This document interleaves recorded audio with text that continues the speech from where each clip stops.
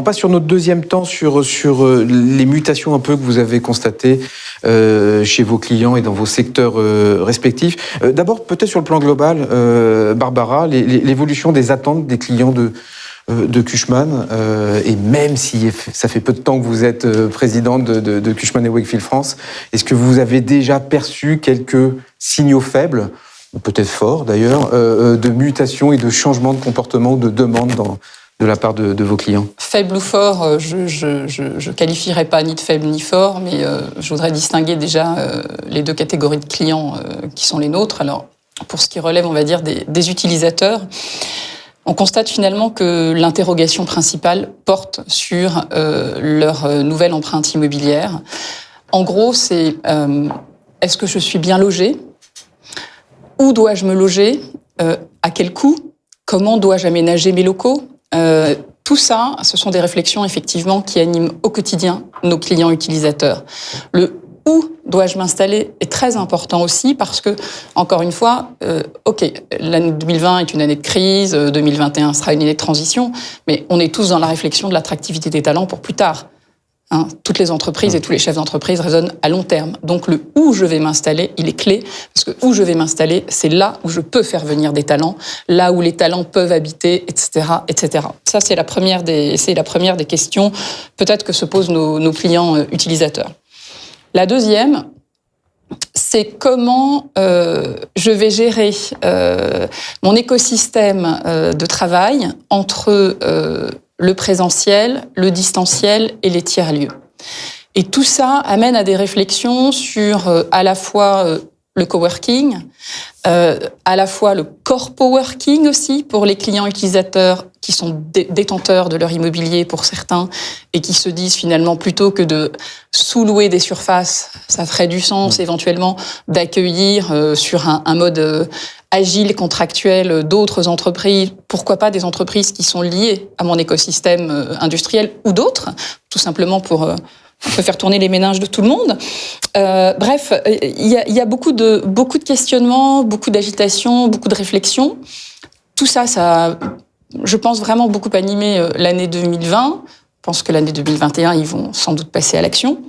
Une autre tendance aussi au niveau des utilisateurs, c'est que l'immeuble est vu comme un building as a service. Ça veut dire qu'en gros, l'immeuble, c'est une plateforme de service pour les occupants, pour les utilisateurs et pour les collaborateurs qui vont venir travailler dans les immeubles. Et ça, je pense que tous les utilisateurs sont en train de le comprendre.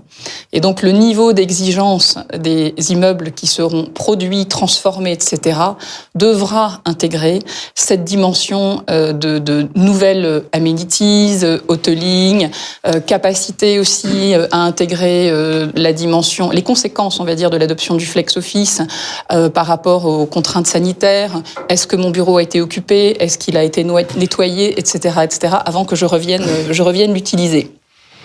Enfin, côté utilisateur, je pense qu'il doit y avoir des réflexions sur des sujets de sell and leaseback, très probablement, parce que l'année 2020 et le début de l'année 2021, qui va encore être, en termes de croissance du PIB, compliqué, font que un nombre important, certainement, d'entreprises vont se trouver en difficulté.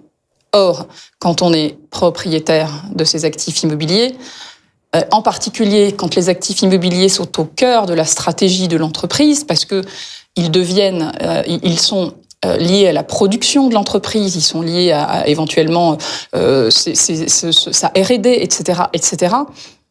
C'est peut-être une source de revenus pour réinjecter de l'argent éventuellement dans son cœur de métier. Côté investisseur, je pense que on a beaucoup discuté ensemble sur ce sujet-là, et en fait, la compréhension et l'intégration de ce qui s'est passé en 2020 a sans doute accentué la compréhension côté investisseur du fait que investir dans un actif immobilier qui est structurellement attaché à l'entreprise, à son exploitation, c'est une valeur sûre, entre guillemets, et que ce qui crée la valeur d'un actif, c'est son occupant. Alors ça, on le savait déjà, la qualité du covenant, etc., de la contrepartie, etc., etc. Mais je vais plus loin, en fait. On se rend compte et je pense que nos investisseurs et nos clients sont en train de s'en rendre compte, c'est que tous ceux qui avaient commencé à investir dans les actifs dits alternatifs, la logistique, la santé, etc., finalement, l'éducation, les écoles, finalement, ils ont investi dans des actifs concrets, durables, liés au métier de l'utilisateur. Donc la performance est liée en partie à l'exploitant, à l'utilisateur. Évidemment, oui. Évidemment. Et je pense que cette tendance va s'accélérer. Probablement que des investisseurs qui étaient plus traditionnellement sur des actifs, on va dire, dits non alternatifs, la tendance va aller de plus en plus vers ces actifs dits alternatifs parce que justement, ils sont clés dans l'écosystème de l'entreprise. Il se posera quand même la question, mais c'est presque un débat par ailleurs, du partage de la création de valeur là-dessus. Mais ça, c'est un débat que je lance. C'est pas maintenant qu'on va le résoudre. Et puis le dernier point côté investisseur, je pense que cette période aussi les amène sans doute à se poser la question de, dans mon patrimoine immobilier, quels sont les actifs qui vont correspondre aux besoins des utilisateurs dans le futur par rapport à ces nouvelles exigences de quand je viens au bureau, il faut que vraiment ça fasse du sens, il faut que j'y trouve tous les locaux de créativité, de connectivité, de collaboration, bref, tout le confort que je n'ai pas quand je travaille de chez moi ou quand je travaille d'un tiers-lieu et tout le plaisir que j'ai. Et donc, évidemment que nos clients investisseurs doivent s'interroger sur qu'est-ce qui est dans mon patrimoine va rester désirable, qu'est-ce qui ne l'est plus, qu'est-ce que je dois transformer, qu'est-ce que je dois arbitrer.